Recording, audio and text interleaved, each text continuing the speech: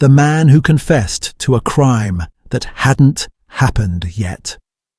In the spring of 1965, the small town of Redwood Falls, Oregon, became the center of national attention.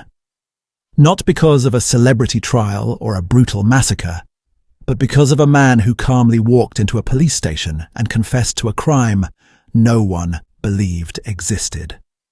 His name was Walter H. Collins, age 41, a quiet civil engineer, married, no children, no criminal record, no known mental illness. He dressed neatly, spoke slowly, and never raised his voice. At 8:17 a.m., Walter sat down in front of two detectives and said a sentence that would later be quoted in newspapers across the country. "I killed a man tomorrow night." The officers laughed at first. One of them assumed it was a joke. The other thought it was a poor attempt at attention-seeking. But Walter didn't smile. He didn't blink. He explained that the murder would happen at 11:43 p.m. the following evening at a gas station on Route 9, just outside town. The victim, he said, would be a man named Thomas Reed, a stranger to him. One gunshot. No witnesses. When detectives checked the name, Thomas Reed was alive, a traveling salesman, currently staying at a motel exactly 12 miles from the gas station Walter mentioned. Walter was detained for questioning. During interrogation, Walter provided details no one asked for. He described the weather that would occur the next night, heavy rain starting at 11:30 p.m. He described the cashier at the gas station, a teenage boy with a broken watch. He described the exact words Thomas Reed would say before dying. "Hey, buddy, you got the time?" The detectives noted everything, assuming they were dealing with a delusional man.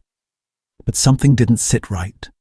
Walter never once tried to defend himself, never asked for a lawyer, never showed fear. Instead, he kept repeating, "Please, stop me. That's why I came." The next night, police surrounded the gas station. Officers hid in the dark. Patrol cars blocked nearby roads.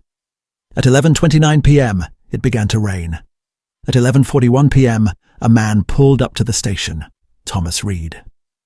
At 11:43 p.m., Reed stepped out of his car and approached another man standing near the pumps, a man wearing a raincoat borrowed from the station's storage.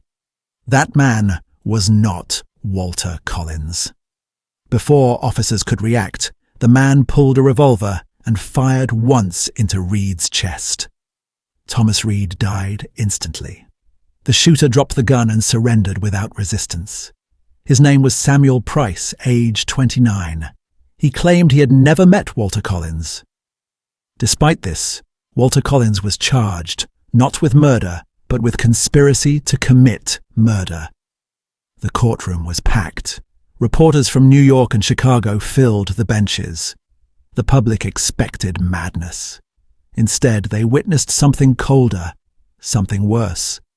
Walter pleaded guilty. When asked why, he said, "Because I designed it." The prosecution argued that Walter had manipulated Samuel Price, somehow convincing him to commit the murder. But there was no evidence. No letters, no phone calls, no witnesses, no financial trail. Samuel Price insisted, "I don't know him. I never spoke to him. I just knew. It had to happen." That sentence sent a murmur through the courtroom. On the fourth day of the trial, Walter requested to speak. He stood up, adjusted his glasses, and calmly addressed the jury. He explained that for 6 months, he had been studying something he called behavioral inevitability, the idea that under the right conditions, people will act in predictable ways without being told. He never contacted Samuel Price.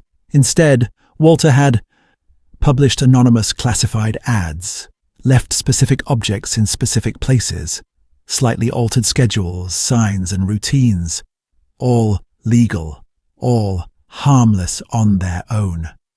Together, they formed what he called a path. Samuel Price had simply walked it. Then Walter said the sentence that made several people in the courtroom cry, If I hadn't come to the police, the murder would still have happened. I wasn't the cause. I was the proof. The jury found Walter Collins not guilty. There was no law he had broken. As he left the courtroom a free man, a reporter shouted, "Mr. Collins, are you dangerous?" Walter stopped, turned, and said quietly, "No. Dangerous is believing you're choosing freely." 6 months later, Walter Collins died in a car accident at 11:43 p.m. on Route 9 during heavy rain.